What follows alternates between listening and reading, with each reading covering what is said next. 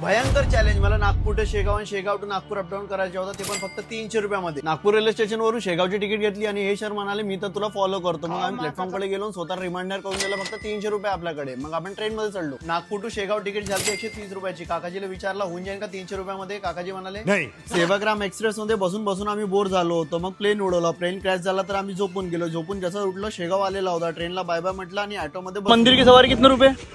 10 रुपये. शेगाव मध्ये एंटर झालो आम्ही बरोबर 3:30 वाजता रात्री. इथं आंघोळ करायची आणि फ्रेश व्हायची सुविधा आहे, ते पण फक्त 30 रुपयामध्ये. मग आम्ही आंघोळ करता करता वरचा व्ह्यू बघितला. तर मंदिरासाठी आधीपासून लाईन होती. मग आम्ही पण खाली गेलो आणि या काकाजीला फक्त 10 रुपये देऊन टीका लावून घेतला. 10 रुपये. मंदिराच्या गेट बरोबर 4:45 वाजता उघडते. ही आजी म्हणाली मी तुझी व्हिडिओ बघितली आहे, खूप छान व्हिडिओ बनवते. मग आणखी काही तिथं फॉलोअर्स भेटले आणि फक्त 5 मिनिटांमध्ये मंदिराचे दर्शन करून आम्ही बाहेर आलो. थोडा नाश्ता केला आणि 10 रुपयाच्या ऑटो करून रेल्वे स्टेशन निघालो. 115 रुपयाची शालिमार एक्सप्रेसची तिकीट होती. तुम्ही जेव्हा पण नागपूर या शालिमार एक्सप्रेस नाही आणि हे पूर्ण खाली राहते. आम्ही मस्त झोपत झोपत नागपूरला आलो. नागपूर टू शेगाव 130 रुपये, शेगाव टू नागपूर 115 रुपये. ऑटोवाल्याला 20 रुपये गेले आणि आंघोळ करायचे 20 रुपये. टोटल झाले 300 रुपये. तसे 295 होते पण 300 पकडून चला. 300 रुपयामध्ये Shegaon to Nagpur, Nagpur to Shegaon trip complete.